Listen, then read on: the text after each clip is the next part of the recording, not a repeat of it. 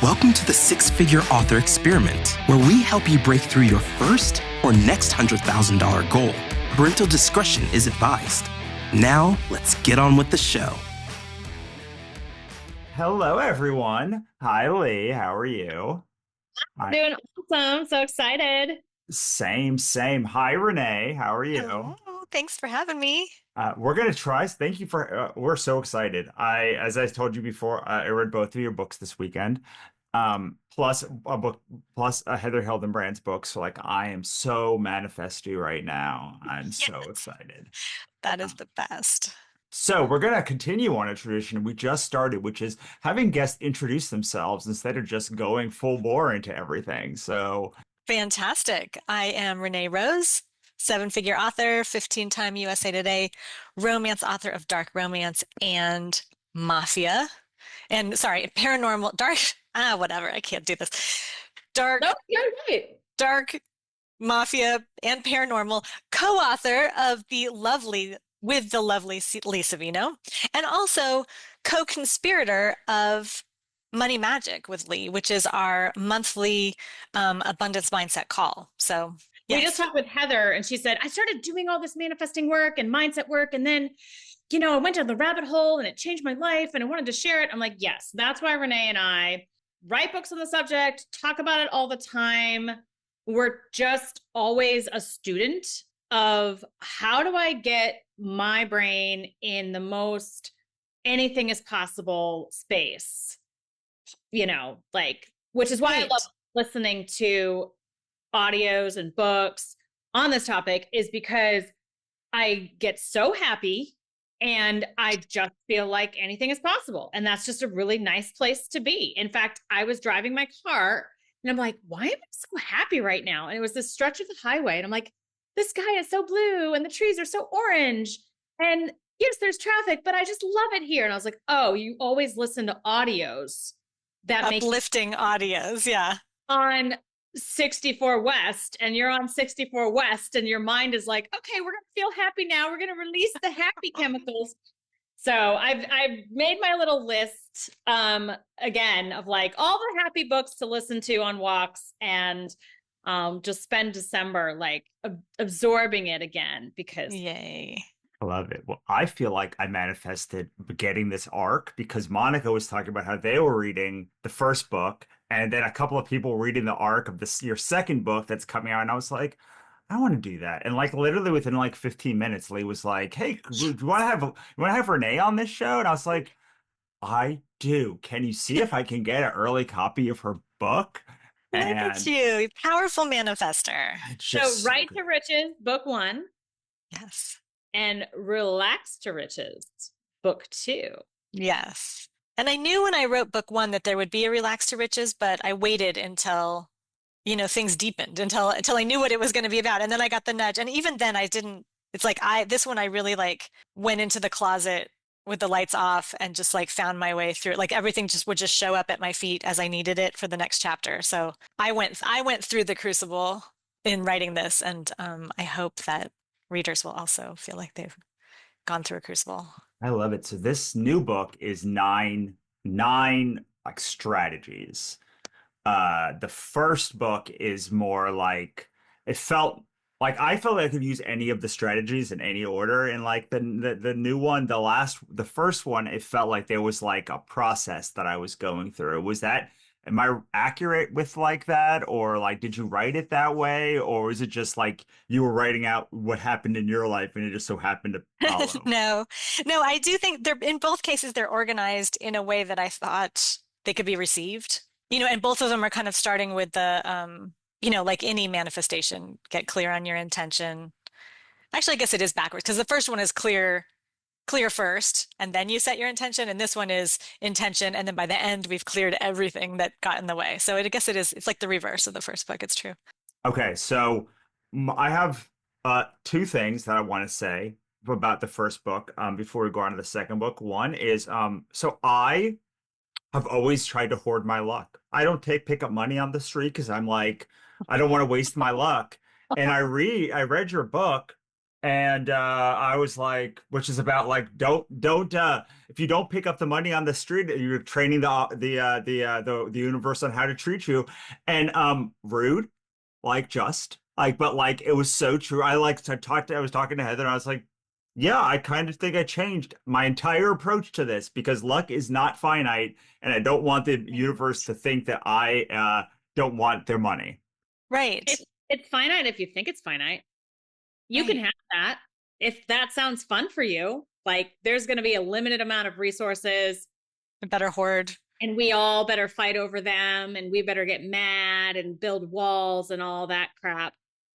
Or, or you'd be like, I literally make money from the ideas that appear in my head in a split second when I'm in the shower Yes. or floating in a pool, which is Yes. Or sleeping in your bed. or going just walking to make tea. I'm like, oh, that plot issue solved. Yes. Glad I took a tea break. Yes, and the second one is the thing I'll have that too.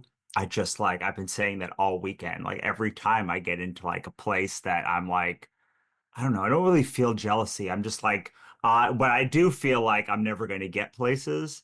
And like when I see things like I'm never going to get there. But then now I'm like, I'll have that too. And we just talked in code probably for the first thing. So like, I'd love for you to expand out like why, like these two things I feel are pretty related. Like I'll have that too. And then like, you should like make your money be infinite. And then you have your first paragraph of one of your chapters, it talks about how you want to think about what the infinite possibility is here. So from that chaos, something happens. What's Right. happened? Right. I mean, I think it could be distilled down to like it's as simple as resistance versus receiving. So resistance is limitation. That's for her, not for me. I better hoard there's only so many pennies, so I'm gonna wait till there's a $20 bill and then I'll pick it up. Right. I don't want to waste my luck on this penny. Um, and receiving is like, yes, I will receive, like, thank you. And yes, and what else? Like just an open door to receiving. And it really is like how much we're willing to let ourselves. And that sounds like of course, that sounds ridiculous. You're like, of course I'm willing to let myself. But it's our self-image gets so in the way. Our own our own blocks about how much we're willing to receive are packed in there. And they're based on past pain. They're based on, societal constructs that have, mass consciousness that we've, marinated our little brains have marinated in. And, and also, even generational trauma, or if you believe it, past life trauma can set you up for resistance. And I always say like just setting your intention, making your dream board, that works. That worked for me when I was 25, got my first house, got a dream job, started a dance company, but there were other things that was like banging my head against a wall. And so like looking at my shadowy side of like, where did my self-image need to open up and expand? Then, because once you've cleared that stuff, then manifesting is just as easy as like, I'll have it. I want it, I'll have it. Yeah. It should be that easy. There's a lot of stuff that we've manifested. Not everyone likes that word, but it's like you have a house that has indoor plumbing. You are already richer than Solomon, than all the pharaohs, and you've allowed that. And then I spent half of my life going, no, you can't be an author. Like it's not possible. Because my family told me you have to get a job. You can't, follow your art. And it was just a lie.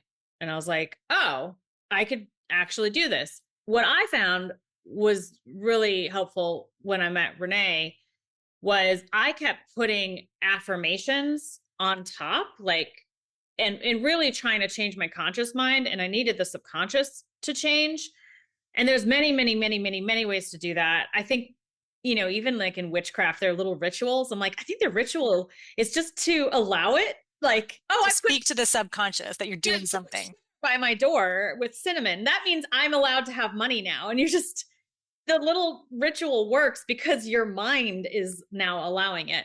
But I think that I did need to clear. I needed what was underneath, not to just be painted over.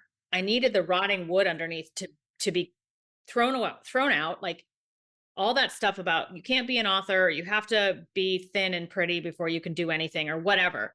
That needed to go.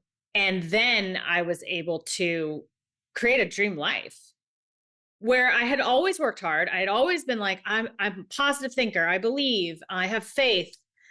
But a lot of it I was just putting on top of some nasty beliefs that were holding me back. And when I met Renee, she helped me clear that stuff and did it energetically, which is something that I don't understand and don't need to because it works so well for me. And I'm like, yeah, okay, let's just talk in metaphor and magic. That's fine.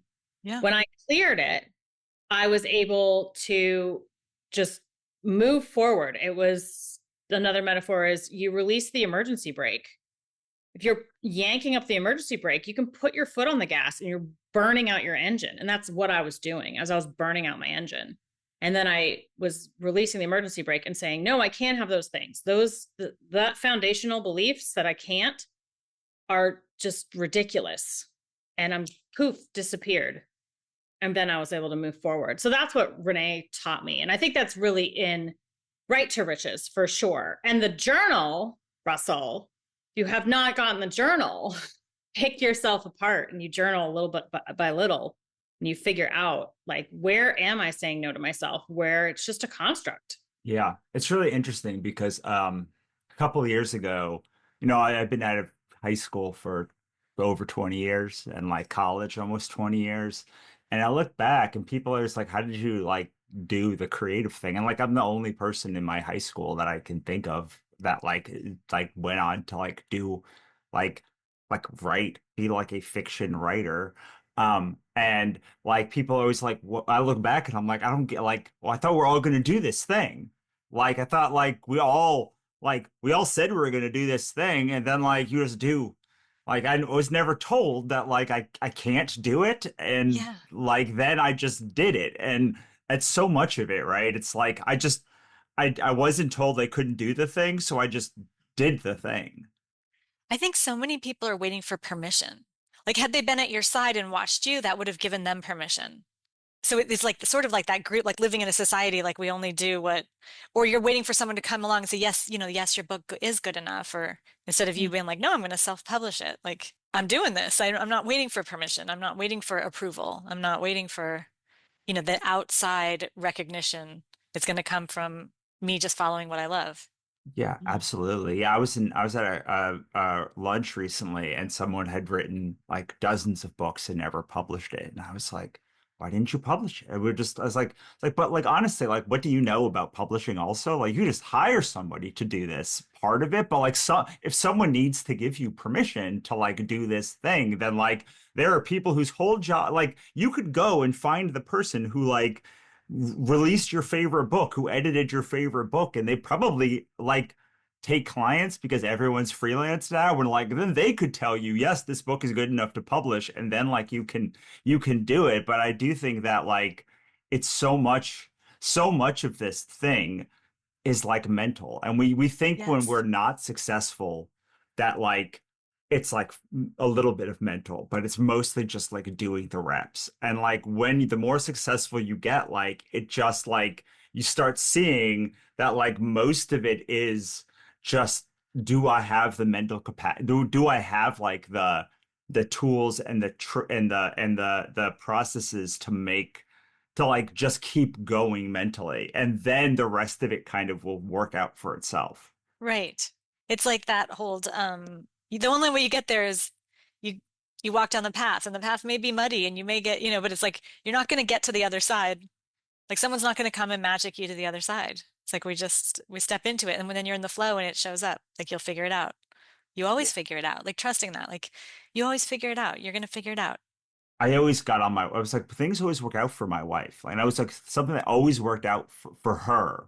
But when I started being like, well, like a lot of things work out for me too. Like, I usually get to the movie like at enough time to see the movie, and like sometimes we like literally got to the movie like last weekend. Like it was like the thing was like 2 minutes from starting. Like all the Right. previews had ended. But Right. like I started thinking, I also things always work out, almost always work out for me too. It's just like I didn't let my brain Right. process that The things work out. self-image, right. Yeah. Yeah, And so then if we could just adopt that new self, like everything's always working out for me. And so sometimes, like some of those processes, I go, deeper in Relax to Riches. Some of those processes are like updating like really young parts of yourself where you made some decision. You raised your hand in fifth grade and your teacher crushed you in front of everybody.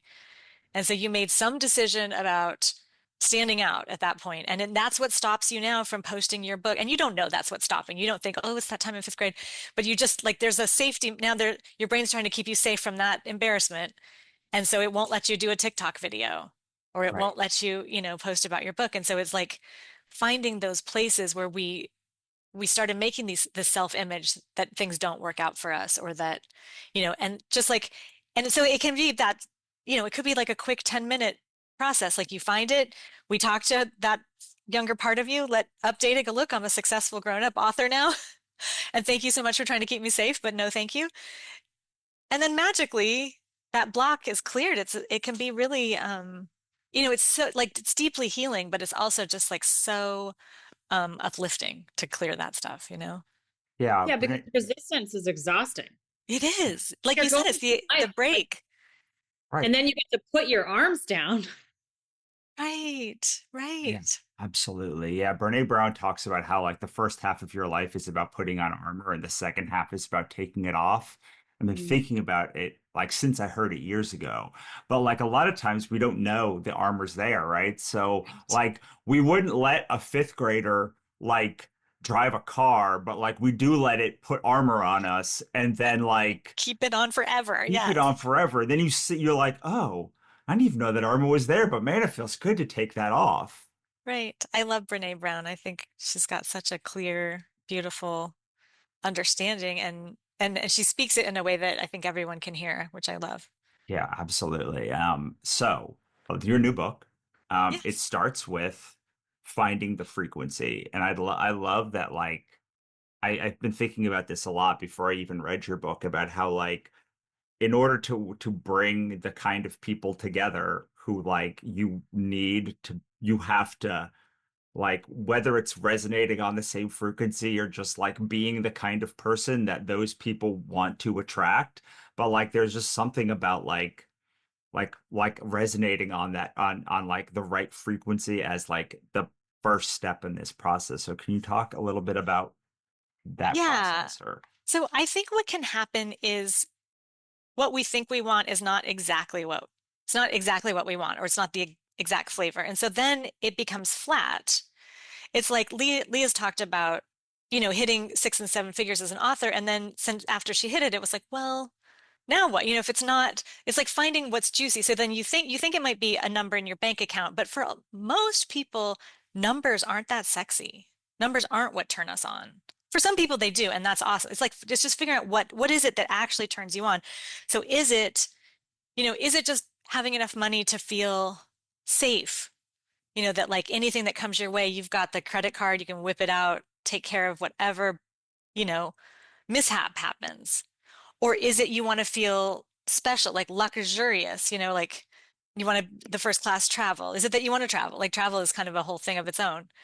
So it's like finding what is the flavor for you that then you can like, because when you have the frequency, when you have the flavor, then you can actually pull it into your body. You can feel it, feel the buzz of it. Because for some people, a number on a piece of paper isn't going to make your body buzz. yeah, Yeah, checking your bank account and seeing a lot of money, you're like, okay, that's whatever, a chore.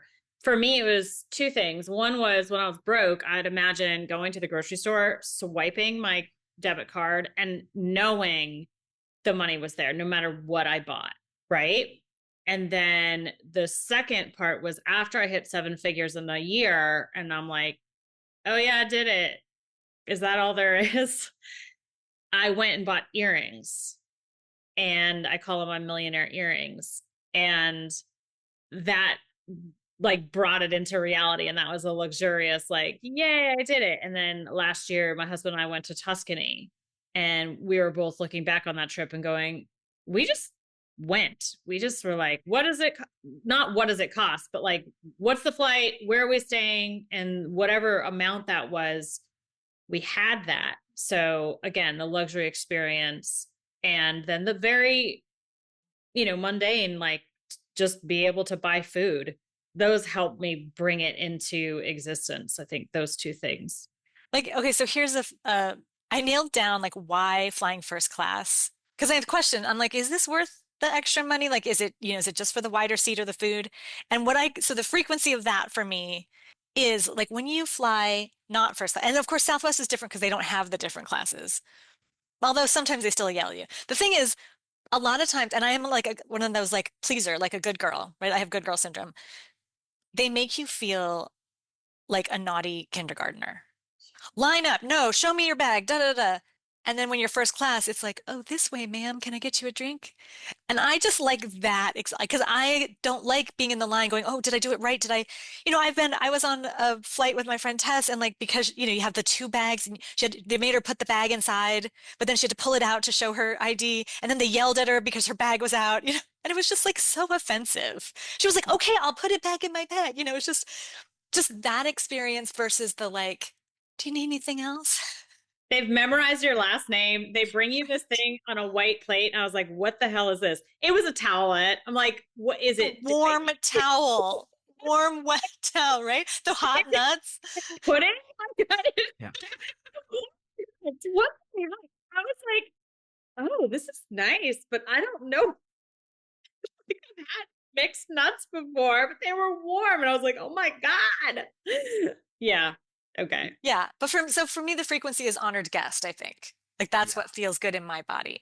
The fun one is like, I'm Indiana Jones and like on the back of the plane, and I spent $20 on these seats, which I have totally played with and had fun with too. My husband still like prefers that. He's like, totally. Yeah, mine is control. Like I just need to I need the money in my account so like I can burn it all down and run away if I want to. Like I have that. And like I did I went to Crafting Commerce's business creative show this year, and I was like, why can't I get above 30 grand a month? And like I was like, I don't know, like I'd like to get to six figures a month. Like that'd be like a nice, I feel like that would be better. Like then I would never have to worry about any of this stuff anymore. And then I got there, and everyone was talking about how they work like 18 hours a day, and I'm like, oh, but like I'm not gonna do that. Like easy. Like I'm not that's no longer, that's off my radar. Like not that I wouldn't like to still get there and that I don't think that I can get there, but like the people at that show were not going to tell me anything that like I wanted to hear for the most. I did find some people that like really like blew my mind, but in general, I'm like, oh, if this is predicated on like working 12 to 18 hours a day, then like I don't want it, because the whole point is that like I can get up whenever I want. I can dick around. I can like disassociate for hours. I could like go to the movies. Like I have to do some things. Like there are things I still have to do. Like the book has to get written at some point, like the podcast has to get recorded. But like the minute after I'm done with this, like my day is done. I'm going to go take a nap and then probably go to a movie or something. Like I don't know. Like, and like this is all the fun things that I can do. So yeah, it's really interesting because you often like have this idea like, oh, the money's going to give me the thing. But then you're like, oh, in order to get the thing, like I have to do stuff that like I don't want. So like, how can I like what do I really, really want out of this situation? And it turns out like, I don't know, I'm pretty good as it is now. Right. Yeah, So, and then the more you lean into that, like the joy of where you are right now, the more it'll come to you. It's like, it's always one of those, manifesting is one of those paradoxes, where Yeah. as soon as you don't need something, because you already embody it, you already have it, you already have the like, I'm exactly where I'm supposed to be, then like it can come flooding in. Yeah, absolutely. And like it's just more fun to Yes. like be to like not that like one of the parts is about, I think it's the second or third part is about unworthiness. Like finding the right frequency is really important, but then like you run up against this like, but like, do I actually like, should it be easy? Like, should things be this easy for me? Like, should I have this kind of money? You start to feel like you're not worth it. Right.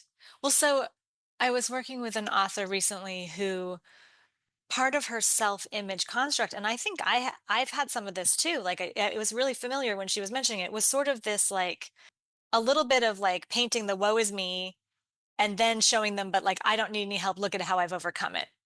So there was something about things coming easily and without effort that went against her self-image of I overcome the tough things and that's my persona that I've, put on. I had And that. yeah, I was like, I can write from anywhere. And my hips were like, please don't write from bed anymore. Go to your ergonomic chair. And I'm like, oh, okay. But I really love this identity of like, I'm a free agent. I can just carry my laptop around. And it was like, well, I want my hips to feel good. So yeah, I was sad to give.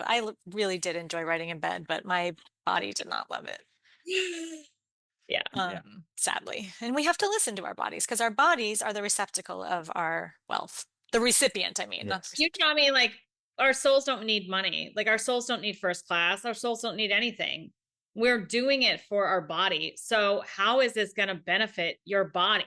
If you're thinking of the pile of money or the success or whatever, like how does your body feel afterwards? And does it benefit it? Because otherwise, we just talked with Heather Hildenbrand about how your nervous system gets triggered. right. Just because it's like, no, I don't know what that's going to be like. Okay, you say that first class is nicer, but I don't know for sure. So I'm going to scary, and I'm just going to say no. Right. But then the other side of that is like, how could riches be for your body? Like for me, because it's a safety thing that like I have the credit card if something goes wrong was soothing to my nervous system. Like, okay, I have the money. Like, so like I was looking for money as a way of soothing my anxiety, you know? Right. So then you were able to make it. So yeah, so I was very attuned to money. Like money was good for me. I wasn't repelling it out of anxiety. I was anxious to have it. Right. Yeah, I mean, I to go to the body part, I was surprised how much of the book you devoted to sleep. I mean, I feel like sleep was, I mean, it was definitely the number one most longest chapter. It had the Yes. most chapters after, like involved in it. There are the most directions. Like, why did you choose, or like, why is that such an important part of what you teach? Yeah. Well, what I thought of, so basically, they say that our conscious mind is responsible for like 5% of what's driving us. And the subconscious is like the 95%. And so where can we get at our subconscious? Through our dreams, through our sleep time, through other ways, through meditation, there's other hypnosis, lots of other ways too. But it's also like this sort of untapped, it's a third of our lives. Right. Mm. And so I'm always like, how can I'm one of those people who tends to be time deficient or feel time deficient. Time is an illusion. And so it's like, well, that's, 8 hours a night I could be using to make my millions. So let's start tapping that. That's a resource I have every single night available to me. So, programming, I started long before I made seven figures. I was listening to like a seven-figure loop that was like something like, what patterns of harmony can I attract to change my money inflows to more than $80,000 every month with total ease? And anything that doesn't allow that, I clear now. And I would just listen to that like on really low every night. And it wasn't long before I 5x'd my money and then I 2x'd it from there. And then I, 2x'd it from there. Are you also heavy on sleep, Lee? Like, do you have the same? As I agree. I mean, I have long COVID, so like I have to sleep, and my wife has to sleep a lot. But like, are you also like big on sleep? Yes. And I realized I just wrote, I'm writing this book that will be done soon. And I wrote it really fast because I was dreaming about it at night or in alpha state, like right before sleep, or when you wake up in the night and you kind of fall back asleep, or right in the morning, which My time too. that I'm interrupted when I had littles, like babies, because I was co-sleeping. But I got to co-sleep with my infants. So that was wonderful. But I missed being with the characters in my head. And I still was, on and off. But like this past month was very, very tuned in two, the characters can hear the hero speaking, and was putting up a word count per day that I hadn't done in a long time. I was like, oh yeah, because you know exactly what you're going to write because you've been in the book all night and Yeah, then exactly. waking up in the morning and coming into your work. So juicy. Yeah. Yeah, it was wonderful. So Yeah, that's when I write books too, is falling asleep and waking up, and walks and showers, Yeah. which are all those times when like our minds are kind of open to. yeah, that liminal space, which we tend to try to avoid in hustle culture. You're like, make every hour efficient. Get up, get focused. And your brain is like, or just space out and dream up something that will make you millions in 2 seconds. So, Yes. I love that. But and also, like, when I don't sleep, I have a very hard time getting like hearing the characters. Or and like when I'm too sleep deprived for too long, I like suddenly can't write for like, or I can't write easily. Like it like I suffer for like the same amount of words that I normally can do very easily when I'm in when I'm like when I actually have slept well. I always find it very interesting that writers tend to ignore the fact that sleep is important. I don't know why it is, but like it's really interesting to think about like the dream time and the because you have a chapter to like dreaming and interpreting dreams and then lucid dreaming and like there's like three or four other, and then only one of the chapters is like you should probably sleep because like sleep is necessary and good for your body and brain, and most of it's like, well, you can do this in dreams and this in dreams, and all of these things come back to like your lucid state when you're awake. Yeah. So I think the way that all came to fruition was your dreams show you where your energy's headed.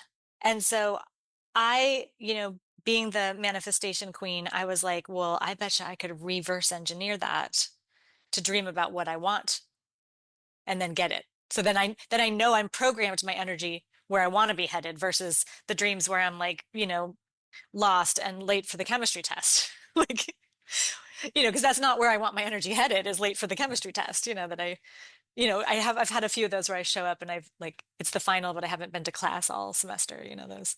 or I'm being told like you didn't graduate, and finally broke the pattern because I was lucidly like, excuse me, first of all, I did graduate. Second of all, I don't need this degree.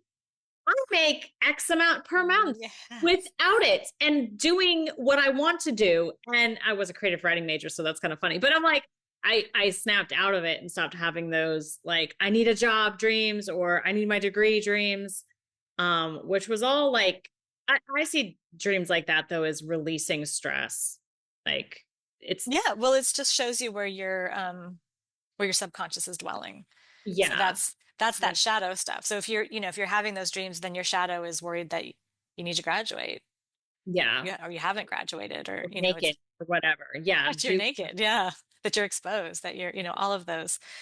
So that's why I was like, well, if I could manipulate this time toward, so that it's heading towards what I desire versus what I don't desire, then that's like mining gold, Yeah, absolutely. Yeah, I love. Is there any?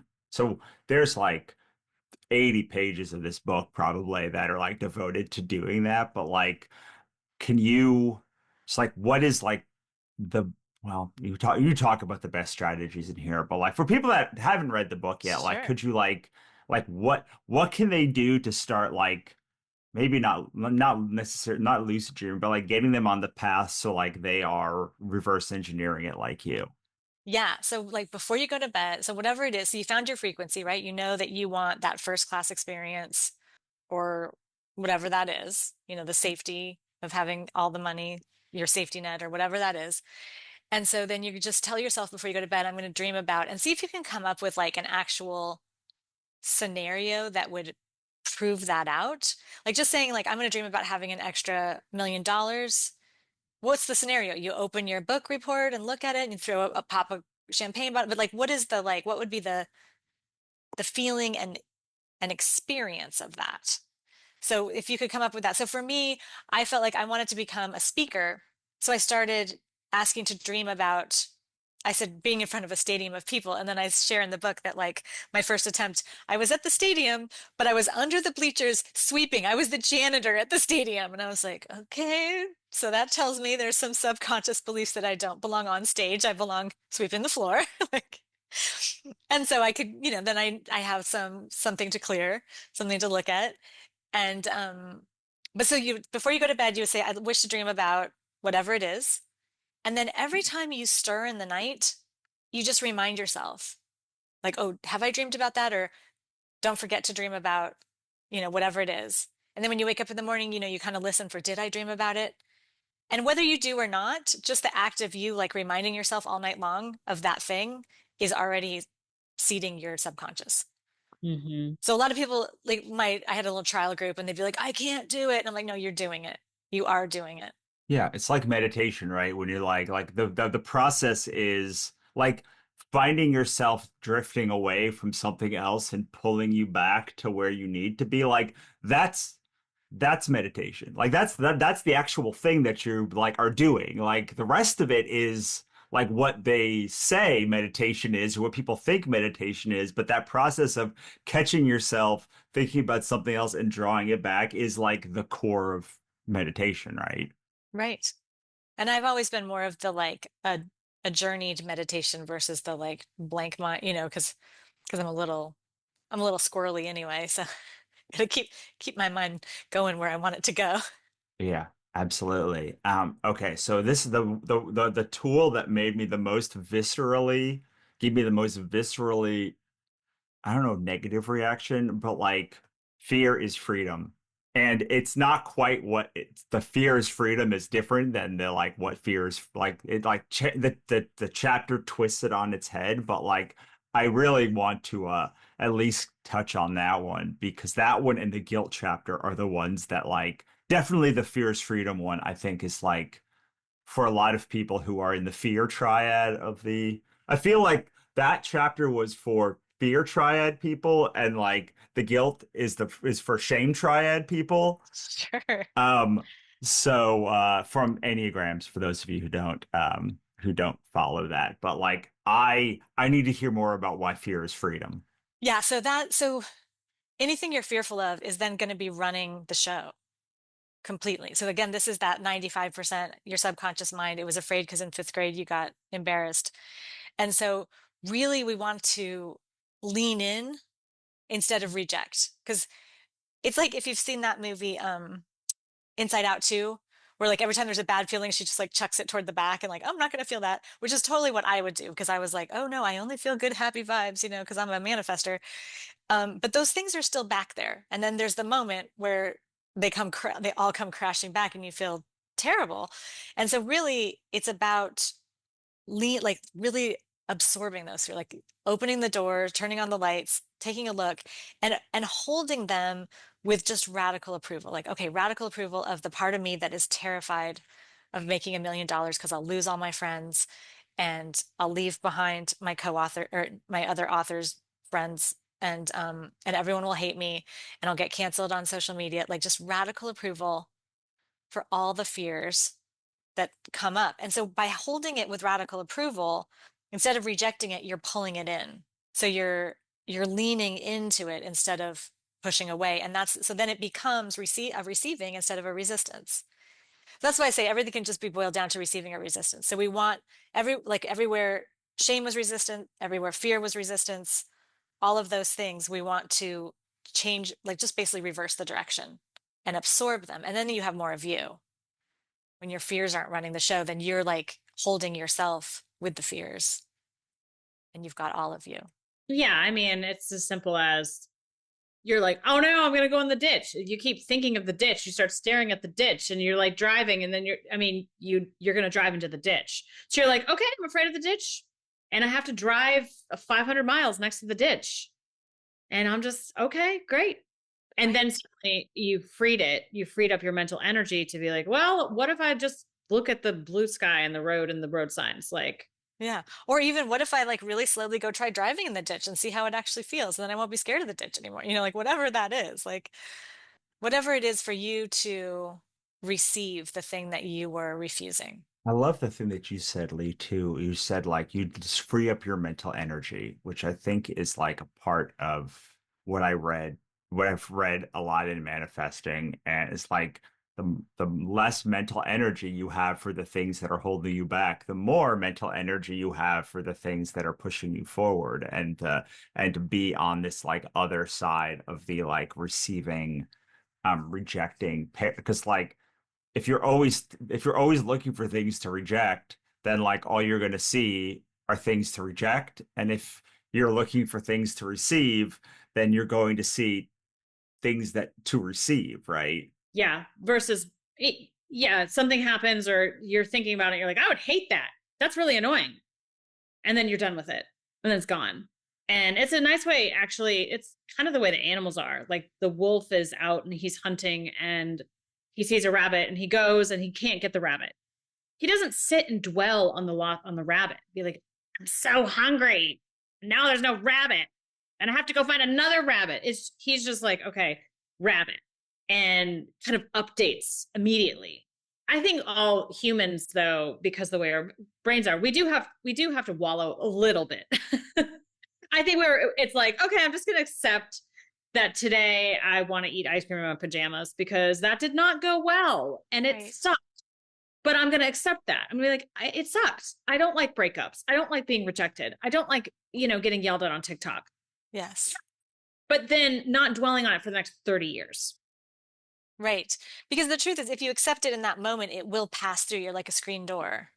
It's when you like camp down and start defending, reacting, making a story about, like, that's a different feeling, Yeah, I was having my boundaries crossed and I felt this anger and it was coming up and I was like, oh, you're not allowed to feel angry. And I would do this and my entire side body was on fire for years. And then yoga's like, well, your side body is where you hold your emotion. And I was like, well, what's going on? I went to therapy and she's like, you're mad. She's like, but you're scared about it. So we released the anxiety and then I would feel this heat like literally bloom through me. Like I would get lightheaded. It's like a fireball went. And I just had a great therapist who was able to hold the space for just processing the emotions and then talking about, I mean, there were times where I was like, and then she did this and that and the other. And I was like, and the therapist was like, you're angry. I wasn't allowing myself to be angry. But then I held on to it for so long that I was in pain. Yeah. I didn't have to be in pain. I didn't have to. It's almost like the pain is necessary, but the suffering isn't. And I was suffering because I wouldn't just be like mad for 2 seconds. Right. Yeah. I always tell the story of like, I found this new, like an energy coach, like our first session was I had just separated from my ex. And so I come on and I'm like, sorry, and I'll stop crying. And bless her heart, she's never even met me before. And like, I'm on the Zoom just bawling. And she was like, she asked me this question. She goes, just let yourself cry. She goes, how long do you think your body needs to cry? Is it like a week, 2 weeks, a month? And I heard a week. And so I said, a week. And she goes, then just let yourself cry for a week, which I never would have done otherwise. Like this is me. I needed someone's outside permission to say, yeah, just cry. And it was 5 days. It wasn't a week. It was 5 days. And then I was done. And I was like, oh, thank God I could have held that for another 3 years. All that trying to, stiff upper lip or whatever. Like I'm kind of the queen of that. Like, thank God someone said, just let it pass through you. Yeah, it's really interesting because like someone said like anger, for instance, like it only lasts like what 7 or 13 seconds. And but like if you hold it, like if you are scared of being angry, like you're going to live your whole life like rejecting that part of yourself, and that's going to be a problem. And then if you like hold it back, you're not going to be able to feel it, and then it's just going to get more. But like if you just let it pass through you, it's probably like going to last like less than the sentence I just said. Uh-huh. Or you're like grinding your teeth so much, your dentist is like, we should also look at a day guard, not just a night guard. Like you're going to have to wear one during the day. Like, I got to do something. I got to do something about this anger or whatever the emotion was. But yeah, just letting it go. Like the total approval thing. And Renee, you also said, whatever you're afraid of, like being on TikTok and I'm afraid I'm going to be just so cringy. You were like, embrace that with total approval. Yeah. And So now I'm on TikTok and I'm like, I get to be cringy. Yeah. I am cringy. I don't think there's been any point in my life where I have been one of the cool kids, except isn't it cool to just be doing your own thing? So why don't I just and Exactly. embrace being cringe? I don't have to be cool, but I probably will be cool by not wanting to be cool. And finding and then just being on TikTok, I'm finding what I enjoy about it. And then, you're talking about manifesting, and you're just like, you just get in, you just get on the path and you get money. And I'm on the path that I'm getting money. But now I'm like, oh my gosh, there's a pretty flower. Oh my gosh, I love TikTok. I just said that today. It's like I love TikTok because I just found this new song. And it's nowhere. I found it on YouTube. It's not even on Spotify. And I'm like, I love this song. I love TikTok. I find songs that I love and I can write to that make, these images bloom in my mind. But it's me just on the path, getting money and not afraid that I am like the worst and being like, I'll just be the worst. It's fine. Yeah. So it's like the one question you could just, I'll just ask you both. Like, what are you refusing to be that if you would just be it could change everything?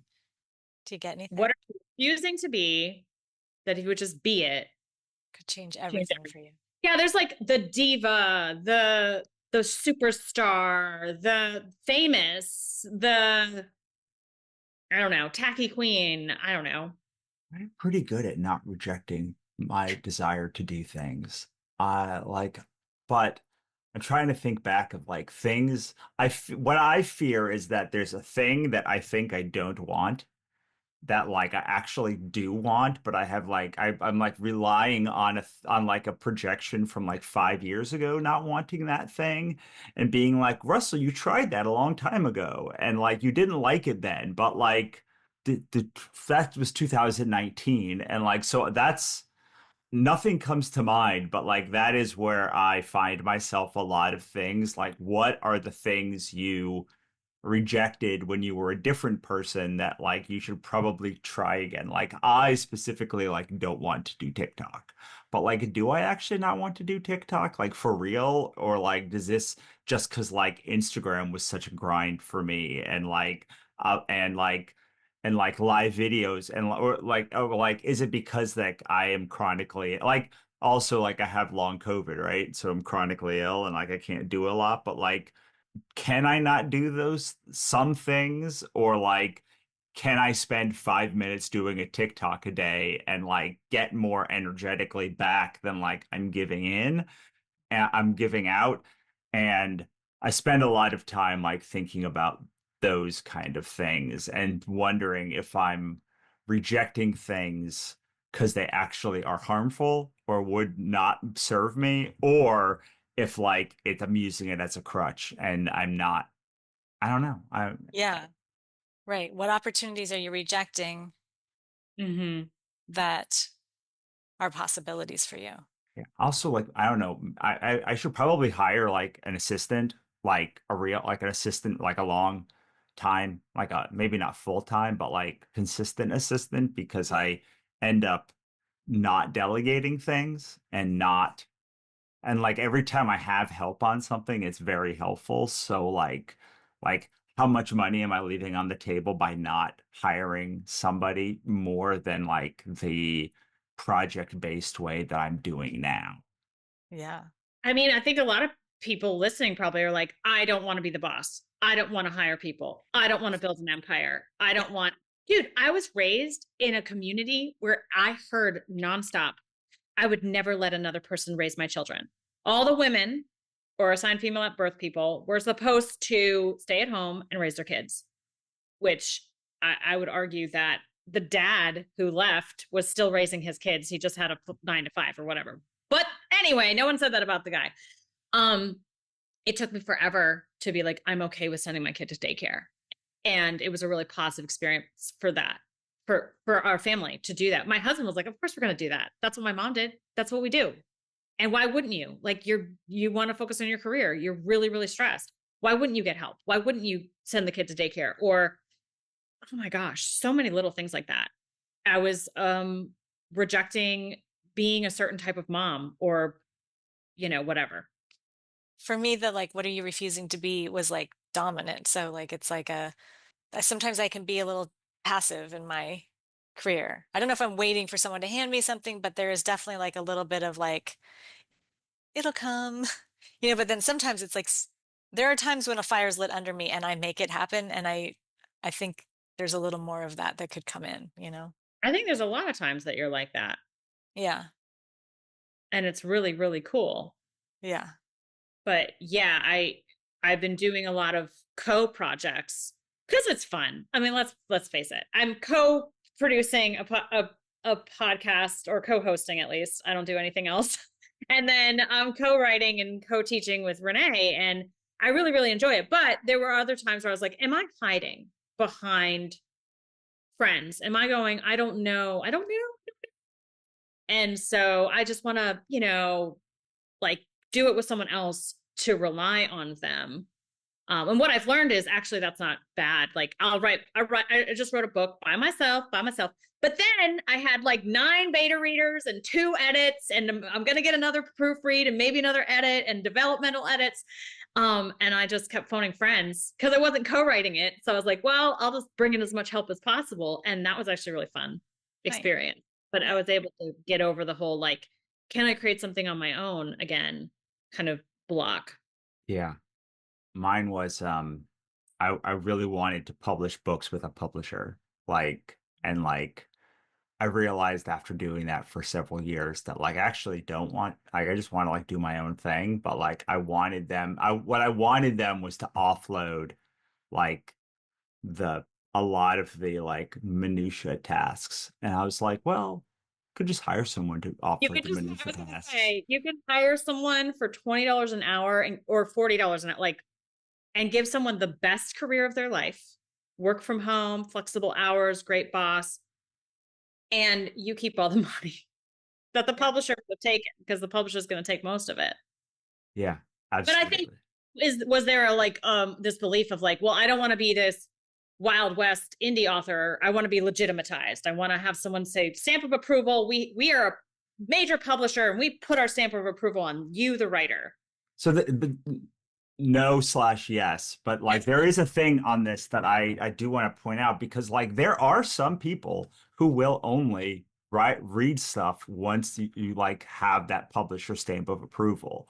And a lot of these I was at 20 books and I was talking with someone and they were like, why do I fear like I'm never enough, like when the next book is like a potential failure point? And I was like, well, like because it is.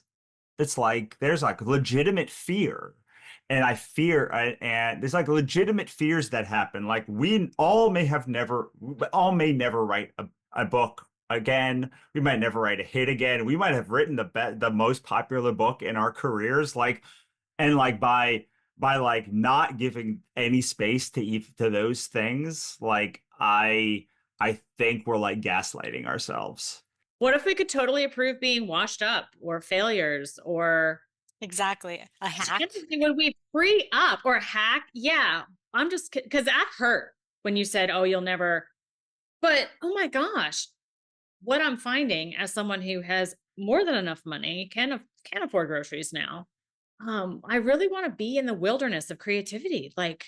Yeah, and I want to do this. I want to be with other people who talk about the wilderness of creativity.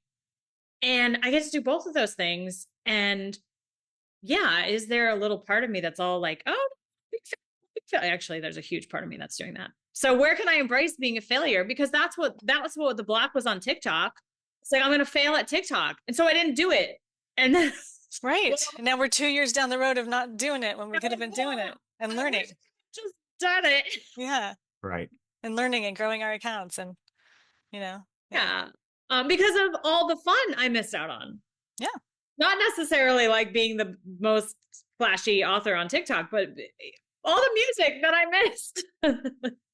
I mean, I felt like I finished. Like I was like, I have a career. Like I've had my career, so I don't really like have those blocks so much anymore. But they were like, I am very sure. I hope I've written my best book. Like I hope that like I've written like the book that gets me the most, because like, man, if I could like I was so good. I was writing a book a month. You know how good your books have to be like, you just get so good at like writing books. Like I did that for 2 years, twice I did it. Um, and I'm like, man, if I can't write the best book of my life when I'm the most trained I've ever been and the most like consistent book, then like, I don't know, like that'd be kind of weird. And also like I've had half of my career, 20 to 40, like 40, if you get 40 years of the career, like there's a 50-50 shot at least that I've like written the best book that I will ever write. And like, I don't know. I still wake up and go, well, what am I going to write next? Like, I think that's the thing that like I was like, well, like, what if you retire? Well, it's like, I don't know. If I retire, I'm going to sit in a chair, like dicking around, like thinking about stories, talking to friends. Like, so I say I like I'm semi-retired now because We're like doing I it. don't know, like this is like the semi is there's still probably like 10 or 15 hours a week of stuff I don't want to do that I do for money. And like so I'm not retired fully because I have to do those things, but like maybe it's 5 to 10 hours a week. 20 seems a lot. Like 5 to 10 hours a week of stuff I got to do. But like, man, like I try to, what I say like pull forward your win condition. So I try to get people when I do coaching to like imagine they are like they've won the game. I like and like what does that feel like? What does that look Yes. like? And Yes. then like how can you pull that forward to like how can you pull pieces of it forward to Yeah. now? Yeah. That's energy work. You're manifesting with them. Yeah, that's great. I did not Yeah. know that. See, look, Absolutely. like, Yeah. Yeah, yeah. and Renee and I practice something called the Millionaire Day, which we would go on a date with ourselves basically. And it occurred to me that the Artist Way, she has you go on artist dates. And I think people read the Artist Way before they consider themselves an artist. So going on an artist date would be embodying themselves as an artist. I just realized that. Anyway, so we do Millionaire Days because we were like, we're millionaire authors. What does that look like? And it would be like, this is what my day looks like when as a millionaire author. And there was some writing, there was some yoga, there was some going to lunch with friends, there was maybe a massage or going, to the gym or whatever, picking up your kids, getting off early, whatever. And we would do some or all of it. Or we go to the spa and be like, just go to the spa at the end. Yeah. So whatever it is, if you're listening to this and you're like, I want to pull in more money or more success or more freedom or whatever, like go practice your millionaire day. And it could just be, oh, I'm off on Saturdays. And the first half of Saturday will be my millionaire day. And I'm going to go to the farmer's market. I'm going to get my favorite cup of coffee. I'm going to meet an awesome friend. And every time I do something that I like, I'm going to be like, I'm a millionaire. I'm a millionaire. I'm a millionaire. And the other thing we did was we'd celebrate certain money days. So if we made $300 in a day, that's the 6-figure day. Because if you make $300 a day, 365 days in a row, you're over 6 figures. And the number is actually like $273.4. So anything over 273.4, you're millionaire or your 6-figure day. And then 2,743. Yep. That's why I have a mug with those numbers on it. Because every day, if you make that, you're making $1 million a year. But you could have a big pre-order dump and make a couple $100s or a couple $1,000s in a day and just start celebrating now Yes. that you're a millionaire, which is probably why when I actually hit 7 figures in a year, I was like, oh, but this feels the same because I had been doing it. Yes. Right.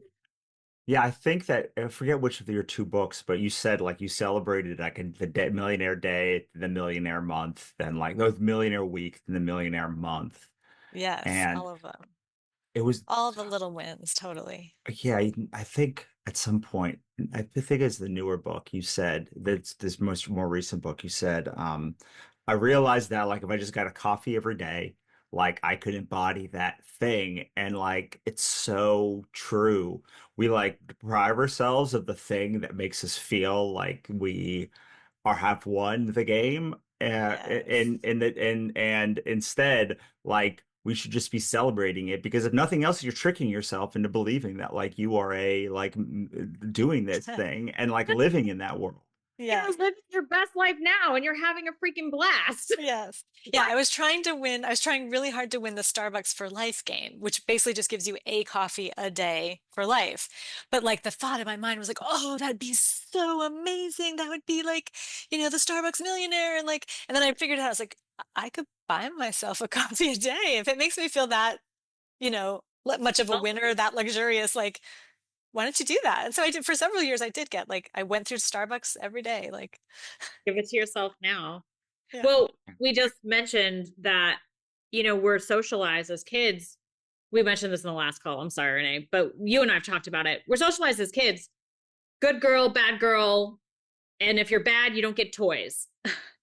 And then we grow up and our brain's like, oh, right, I'm supposed to like make you happy. And the way to make you happy is to deprive you of all your toys and tell you're a bad girl and tell you didn't do it right and just beat the crap out of you mentally and say nasty things all the time.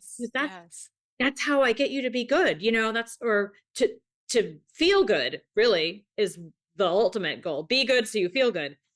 Maybe when my kids mess up, I should give them toys. Like, let's go play and let's go. Yeah. Because, when they're frustrated and fighting with their sibling, it's like, what if you feel more love and you relax? But we just have this punitive society. And then we do it to ourselves. That's the worst crime. Yeah. There was this moment where I realized like that all of my internal dialogue was like riding myself. Like, get it done, girl. Yeah. I'm going to bring up this book again then, which is called The Perfectionist Guide to Losing Control, which changed my entire life. It's all about how perfectionism isn't bad. We use punishment to move our perfectionism forward, and we should just change that to self-compassion. And then perfectionism is not bad. Nice. And I've never in my whole life been told that. About like perfectionism has always been considered a bad thing in every way. I've never had anyone say perfectionism is good before until like that book. But it's true. You're working on your book and you say, oh, I love you. And this is awesome. And it's a mess. I mean, you just literally just have typos and like just garbled sentences because you're still trying to piece together whatever it is. And you're like, I love this. And then you stay in the book and you're like, oh, let me move that sentence. And it's like 5 hours later. Oh my gosh, this is awesome. Yeah. And then you wake up in the morning, you're like, I'm going to get a Starbucks because that makes me feel amazing. Because I used to say, oh, I'll treat myself. Oh, I'll reward myself. Oh, I haven't. And I'm like, what the heck? You get the caffeine and then you do the good. Like, why are you flipping that around? But when you love it, you're in it and you do it and you don't care that the path is muddy. You're like chasing butterflies down the path and you're a mess. And then hopefully you go home and the people you live with are still loving to you, even when you're covered in dirt. Yeah. But what was the book called? The Perfectionist Guide to Losing Control. Guide to Losing Control. I remember the big one that for me was I have an unlimited book budget. I said, I'm never going to private. If I ever want a book, it does not matter. Like, I'm just going to get it for like forever. So it's like we call it our top hat budget because it's like we also have an unlimited budget for top hats, but like we don't really want top hats. So it's just like it's a thing that's like not like top hats are not in my budget, but like if I want a top hat, I'll go buy it. And in the same way, it's like, well, books aren't in my budget because there's a limited number of them. If I want them, I will have them in whatever format I want. Thank you. All right, so we are nearing the end. I just want to be respectful of everyone's time listening and like also on this call. I love both of the books. They are both so good, and I feel like I could just pick one a month, like one thing in your new book a month, and just be like, I'm going to work through one of these things, and by the time I'm done, I'm going to have to go back and re-up another one of them. And then I could just keep doing that, doing like this cycle of 9 things like forever. Nice. Thank you. So let's just give us the name of the book. Like you want to give a pitch to it and where we can find you.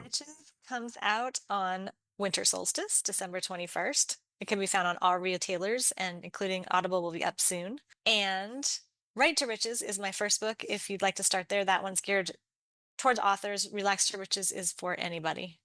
And you did the audio.